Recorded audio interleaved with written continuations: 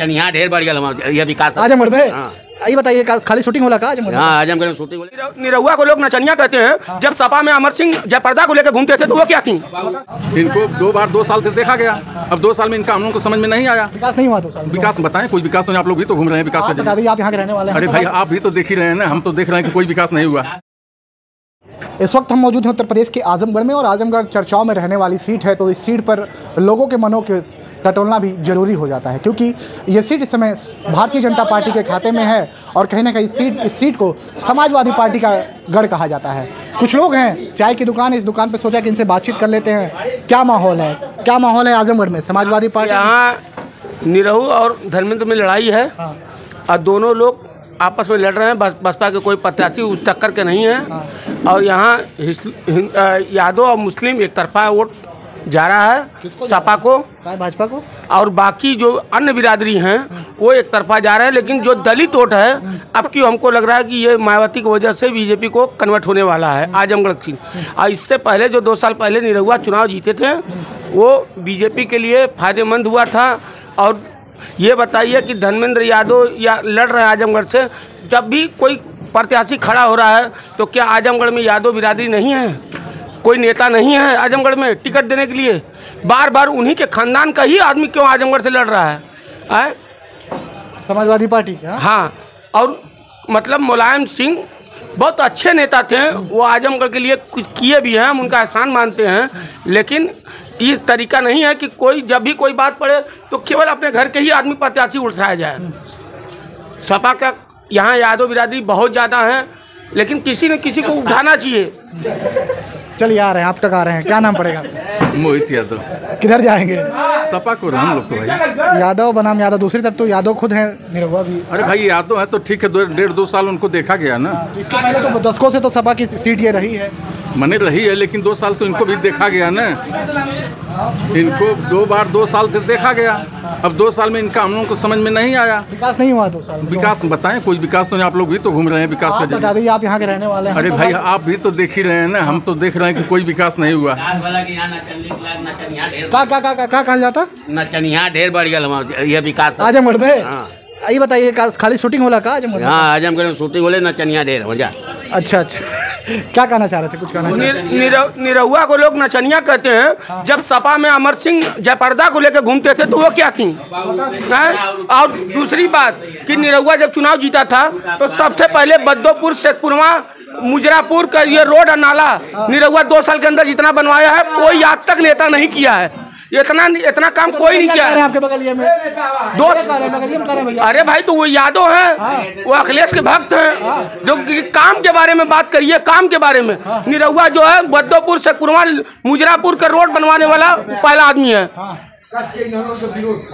लेकिन जो पूर्वी माई का स्थान था, पूर्वी माई का स्थान लोग ऑटो से जाते थे तो डगर मगर करते थे। आज वहाँ के लोग कहते हैं कि ये रोड बन गया। आज बताइए, ओके मरवाब लगल। हम काहे मरवाए भैया? वो तो भाजपा का समर्थन कर, काहे मारा जाएंगे? वो तो अब पिटाई क्या कहा जाता है? भैया इधर आ जाए, इधर आ जाए भैया, इधर आइए, आप इधर आइए भैया, थोड़ा जवाब दीजिए। कहना तो कर रहे कि निरहुआ का बहुत विकास किए हैं आजमगढ़ में। कोई ऐसा रोड नहीं बचा जो बनवाया नहीं। ऐसा है मूर्खों की बातों का जवाब मुझे नहीं देना है। उनको लगता है तो बोल रहे हैं, नजर तो कुछ आ नहीं रहा है। अभी 2 साल पहले माइक इधर घुमाइए, अभी 2 दिन पहले लालू यादव बोले हैं कि मुसलमानों का आरक्षण मोदी नहीं दे रहे हैं। तो मोदी ने क्या जवाब दिया? 70 साल तो आप राज किए हैं, आपने क्यों आरक्षण नहीं दिया 70 साल में? तो क्या मैं 10 साल में क्या दूंगा? ये मोदी का विचार है। मोदी ने का बयान बताया। ऐसा है, कौन कहता है कि मुसलमानों को कौन का? तो लालू यादव गलत बोल गए तो हम उसका समर्थन नहीं कर सकते। ऐसा कौन कहता है कि मुसलमानों को आरक्षण नहीं मिल रहा है? मोदी ने जो कहा है तो मुसलमानों को भी आरक्षण मिल रहा है। उसमें जो बैकवर्ड है, चुप रहो जी, जो बैकवर्ड हैं उसमें ऐसा है, पहले आरक्षण मिलता किसको था? दलितों को। अब मुसलमानों में कोई दलित नहीं है। जब से बैकवर्डों को आरक्षण मिलने लगा तो मुसलमानों में बैकवर्ड जो हैं वो तो आरक्षण पा ही रहे हैं। क्योंकि कोई भी देश कानून से चलता है, संविधान से चलता है, किसी के मनमानेपन से नहीं चलता है। बता तो दिया आप कहा लटकोगे, देश कानून से चलता है। तो भाई प्रधान, जो 5 किलो गल्ला बट रहा है, क्या उसमें मुसलमान नहीं ले रहे हैं?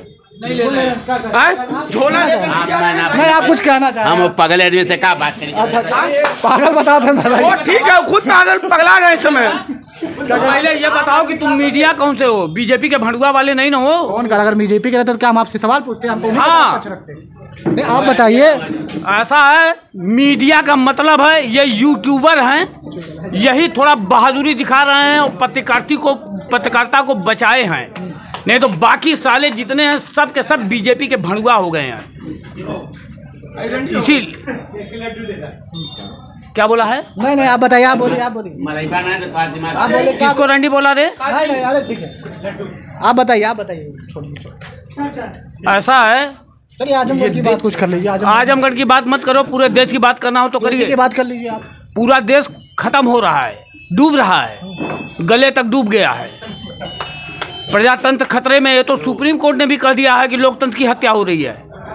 सुप्रीम कोर्ट कोई राजनीतिक दल तो है नहीं, तो जब सुप्रीम कोर्ट ने भी कह दिया कि लोकतंत्र की हत्या हो रही है और ये ईमानदारी का ढोल पीटते हैं, और इन्हीं के वित्त मंत्री के पति ने कहा है कि चुनावी बांड बना करके ये दुनिया का सबसे बड़ा घोटाला किए हैं, और अभी ये इंजेक्शन जो हुआ, हजारों लोग मर गए, उसका जिम्मेदार कौन है? ये तो पैसा ले लिए, बाकी लोग मर रहे हैं, उसका जिम्मेदार कौन है?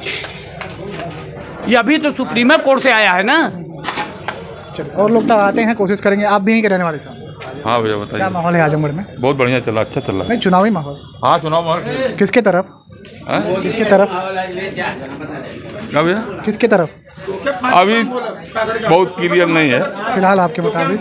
हमारे मुकाबले तो धर्मेंद्र जी जाएंगे। धर्मेंद्र जी जीतेंगे।